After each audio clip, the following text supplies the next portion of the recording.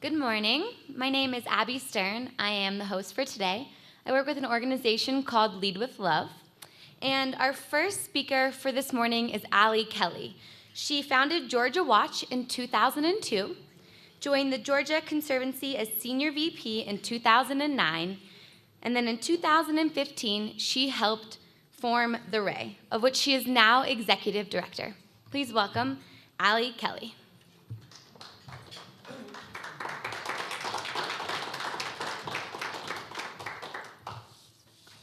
Great, thank you. Good morning. My name is Allie Kelly. I'm with a small nonprofit foundation called the AREI. We're tightly affiliated with the Ray Anderson Foundation, which was started in 2011 upon the passing of Ray Anderson. This is my first time being at AREDAY, so I'm really thrilled to be here with y'all. And I just want to say thank you for allowing me to come and talk about the AREI. This is also the first time that we've had a chance to talk about the AREI with this group. So Harriet Anderson Langford, who founded the AREI, sends her regards. We're really excited to be here with you. I thought maybe since it was the summer solstice, I could get a few more minutes for my presentation. Alas, no. So no pun intended, but buckle in, because we're going to go really fast and we're going to talk about transportation. I was here for the full day yesterday and got to hear a little bit of discussion around electrification and electric vehicles. We are going to talk about the electrification of the transportation sector. But first, I want to give you a little bit of background on the AREI. So the AREI is a place in West Georgia. It's 18 miles of Interstate 85. 11.5 million travelers use Interstate 85 on the AREI every year. We're a very busy logistics corridor. We're an hour south of Atlanta, so we're ex-urban, trending rural. And it is heavily focused on manufacturing, distribution, and logistics. This is like most of the interstate in the United States. So I'm pulling you out of a metro area, and I'm taking you into the archetype interstate that we have in the United States. We are a living laboratory within that 18-mile corridor. So we work with Georgia DOT, we work with US DOT, Fed Highway Administration, and partners in the private sector. We like to say that we're working to execute through a P4, which is the public-private partnership with philanthropy, because not only are we an 18-mile living lab in a real high-speed environment, but we're also a foundation trying to help catalyze demonstrations of transportation technology that are emerging and that are disrupting the sector, and to demonstrate that technology in a way that's very public and open so that we can help to socialize these technologies. Because let's be honest, most people don't actually think that we're going to have self-driving cars. Most people don't think that you can pave a road with solar, even though we did on the AREI, and I have a little piece here to share with y'all afterwards if you're interested. So a little bit about the AREI. Ray Anderson passed away from pancreatic cancer in 2011. He was the CEO and founder of Interface Carpet Company, which he started in LaGrange, Georgia, which is exit 18 of the AREI. What more importantly, Ray Anderson revolutionized industrial processes and manufacturing in the mid-90s by spearheading corporate sustainability and proving that you could do well by doing good. When Ray passed away, his youngest daughter, Harriet, worked with Georgia's Governor Nathan Deal and the state legislature to designate a memorial highway. So we have the Ray C. Anderson Memorial Highway, which stretches from the Chattahoochee River at the Georgia-Alabama state line and travels north 18 miles to LaGrange, where Interface has its manufacturing and some of its corporate offices. Much like Ray instituted and pursued at Interface with Mission 2020, we have the same goals. We want to go zero carbon in transportation and prove that you can do it in a working interstate environment. We also want to reduce waste. We want to have more circularity in transportation. We want to save lives. We want to go zero deaths. And we want to figure out how to leverage more value and more productivity out of transportation assets. One of the things that I hope that you take away from our time together this morning is I hope that you never look at the interstate the same way again. In fact, I hope that it bugs you that the next time you're on the interstate and the time after that and the time after that, that you start questioning why we have continued to build the same road year after year for the last 6, almost 7 decades. Because when you think about it, the infrastructure in the transportation sector they're largely single-use assets. They're largely dormant most of the time, and there's such amazing waste that's occurring in the transportation sector that simply by injecting technology, we're actually able to unleash better outcomes for everyone, including better outcomes for the economy and the operators who are the DOTs. So we at the AREI are actually trying to find more money for DOTs because we all know that electrification is going to reduce revenues from the gas tax, which is what all DOTs rely on. That's their subsistence income. And as that income falls, there's nothing there to replace it right now. This should concern all of us because at the end of the day, we're losing over 40,000 Americans every year on American roads and highways, and we need to have enough funding to maintain these assets for a safe, cleaner, and more enjoyable and efficient transportation system. So let's talk about the fun stuff. Let's talk about the technology.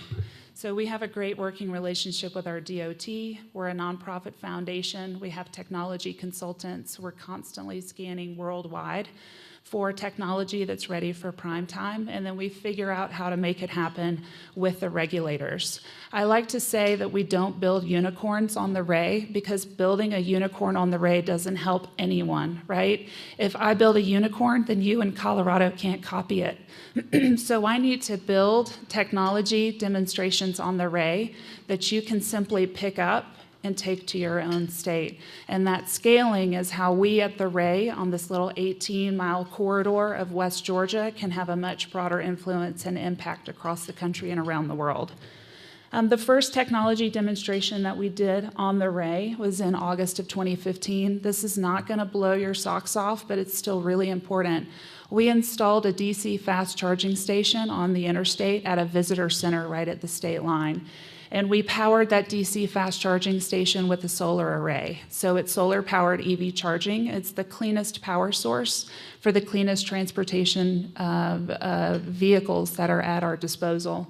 What's particularly important about this is that when we have the introduction of autonomous vehicles in the American market, likely in the next 3 to 5 years, those AVs will largely be EVs. And just to apologize for the abbreviations and acronyms, autonomous vehicles are AVs, and they're giant computers with wonderful camera and sensor systems, and they're not running on a diesel or a fossil-fueled engine. They're running on a giant battery. So as we transition to smarter cars, they're also cleaner, EV-powered vehicles, and we don't have the charging infrastructure outside of our metropolitan areas to get EVs around outside of Denver, outside of Atlanta, and other cities. So with one charging station on the AREI, we actually opened up an entire interstate to EV travel that was non-Tesla. Before we came in with one single charging station, you could not get from Montgomery to Atlanta in anything other than a Tesla because the charging infrastructure is that sparse and inconsistent and insufficient outside of metro areas. Also on the AREI in December of 2016, we opened up the first solar road, the first one in the United States and actually the first one in the world outside of France where the product was developed. This is a little section of it. You can see that it's an overlay, so you don't have to change your existing road infrastructure. There are 3 patents involved in this technology. There's an adhesive that binds it to the road. There is the support system that keeps the traditional silicon solar cells from cracking under the weight of 18-wheelers. Harriet and I have watched fully loaded 18-wheelers drive over our pilot site of Solar Road without any damage to the solar road. And in fact, in the first year of operation, our solar road generated more energy from the surface of the road than any other pilot in the world. The pilot on the AREI is doing is doing Ray Anderson really proud by allowing the surface of the road to generate clean energy. And for the first time, the question that may or may not have been bothering you for some time, why doesn't the road do more when I'm not driving on it? Well, that question is now answered. Our road system can provide clean power. So these are some of the pictures. We have a 50 square meter site. It's in an access lane to the Ray. We didn't go directly onto the Ray because the speed limit is 70, which means that Alabama and Georgia drivers are going 90. The access lane sees speeds of 30 to 40 miles per hour. The other reason why we did this, it's an access lane coming from the visitor center, which allows people to drive more slowly over the pilot so they get to see it and experience it in slow motion as opposed to blowing over it at 80 or 90 miles per hour. And it also allows for socialization. So you might have seen some of these pictures as we've been receiving real interest from the national and international media over this solar road. It allows people to get out there and take photographs, to feel the skid-resistant surface with their fingers, and to start believing that these things are true. They're here. These technologies are ready for us. In the very beginning days of the Ray, Harriet and I, neither one of us come from transportation backgrounds, and so the first two ideas that we had about how to move the Ray Anderson Memorial Highway from a dirty highway to a sustainable highway was to plant 18 miles of wildflowers and put a solar panel in the median, a single solar panel, because we thought, what a great way to raise awareness for 11.5 million travelers about solar and renewable energy. We're doing both of those things. Our DOT will plant 18 miles of wildflowers this year on the Ray, but we're also installing a megawatt of solar on the side of the highway. So we'll be the third state in the nation to pilot highway solar. This is using DOT real estate that is otherwise dormant and being mowed to look like a golf course, which I still don't understand why we have a golf course expectation for the side of the highway. But we're going to start changing that on the Ray, because instead of having a golf course, you're going to have about 3,000 solar panels. You can see the southbound lanes of the Ray, so it's a divided highway. You can see the exit lane from the Ray. This is at exit 14 LaGrange, and in that 5-acre diamond interchange, we are going to install with Georgia Power, with the Georgia DOT, and the Georgia Public Service Commission, which approved this project. We're going to install a megawatt of solar. This is a rendering of the view from the interstate. So you have crash barrier, 40-foot setback, 8-foot fence, and then a solar farm. And our solar farm is going to be completely pollinator friendly. If there was one thing that I could leave all of you, if there's one thing I could leave this conference, the thought is that we're missing an opportunity to provide high quality pollinator habitat for decades by not converting our large solar arrays into pollinator friendly solar arrays. There was an article in the news this week that the Pacific Northwest is almost bereft of honeybees. We have to change our systems around pollinator habitat, and I appreciate everything that botanical gardens do, and I appreciate everything that you do to provide pollinator habitat in your backyard. But I'm telling you that 1 megawatt on the Ray is 5 acres of pollinator habitat maintained for 35 years. I'm telling you that Georgia Power for Walmart is building 200 megawatts of solar in Twiggs County, Georgia. That's 1,000 acres that could be pollinator habitat maintained for 35 years. We're missing a huge opportunity. And the DOTs and the utilities love it because look at the root systems. We're planting turf grass with 3-inch root systems. That can't survive on the roadside. It can't survive in large-scale solar farms. We need that root system to rehab the soil. We also need that root system to provide the habitat and food for our pollinators. I'm going to go really quickly now. I just want to talk to you for a minute about the deaths that are occurring on our highways. It's largely distracted driving. We have a lot of hope that autonomous vehicles and connected vehicles can eliminate 80% of these deadly accidents.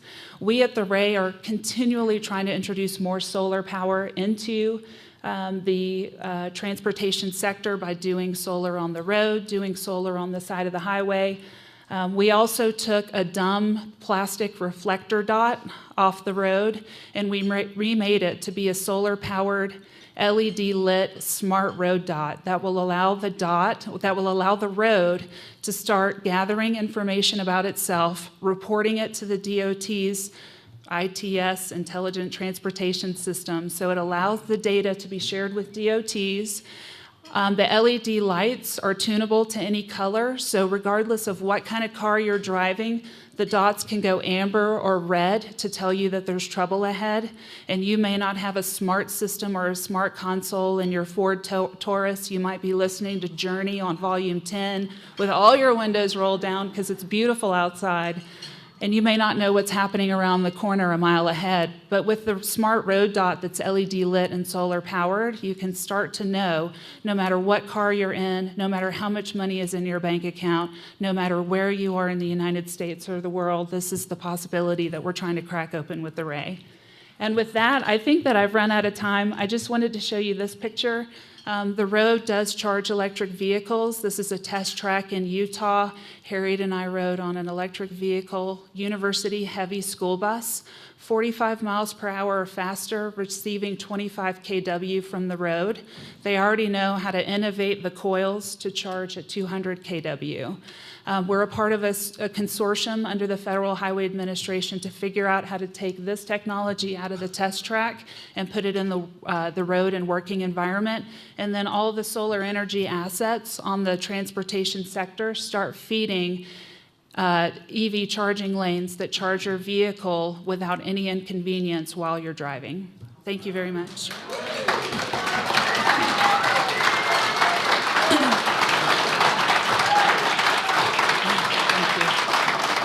One question, I'm going to take it, and then if anybody else wants a second question. But my question is, given this is the technology that's available now, what is the barrier to rapid implementation throughout the nation? So in other words, if there's each 50 states has a Department of Transportation, then there's a federal agency that oversees that. How do we rapidly implement this transportation solution? Yeah. So what we really need is some help from the federal government, but we can't rely on that, especially right now. It would be great if we could have a program for transportation similar to ARPA-E. If any of you know what ARPA-E has done for energy, we'd love to have an ARPA-T.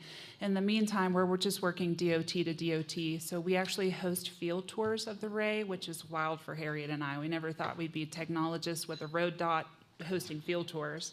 But we're about to announce a partnership with Colorado DOT.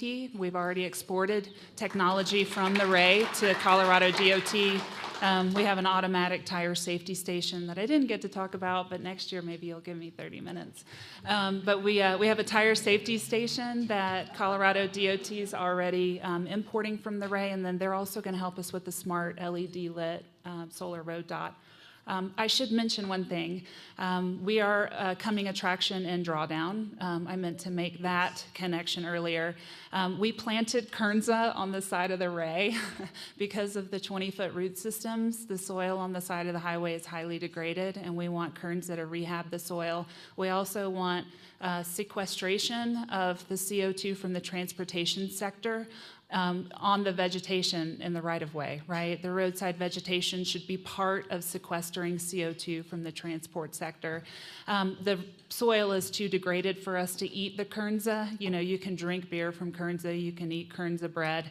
Our Kernza could be used for sustainable fiber for companies like Kimberly-Clark that are increasingly relying on wheat and bamboo for consumable goods like baby diapers, toilet tissue, Kleenex. So our DOT and the Land Institute and the AREI and Drawdown planted a small, I mean, it's like the size of my thumbnail, but we planted a small site of Kernza as a first step of seeing if the plant is viable in the southeast, and then eventually trying to scale fiber farming on the side of the road. If you don't want to do wind energy generation or solar generation, then at least we can start to sequester carbon using plants like Kernza. The other thing I wanted to say is that we're women-led and a male-dominated sector. And I think it works to our advantage. The transportation sector is more disrupted right now than possibly any other sector. In a state like Georgia and the deep red South, they know, the DOT knows, that all bets are off and the game has changed. And so when we say, hey, do you want to permit this French Solar Road? They say, well, okay, and then they hook it up into their own grid, and we're in business. So everything that we've done is permitted within a regulatory environment that Colorado and other states can copy. Please hashtag Ride the Ray. Follow us on Twitter and Facebook at the Ray Highway, and thank you so much. Thanks, Allie. Whole systems thinking at its best, folks. Let's give her a huge hand.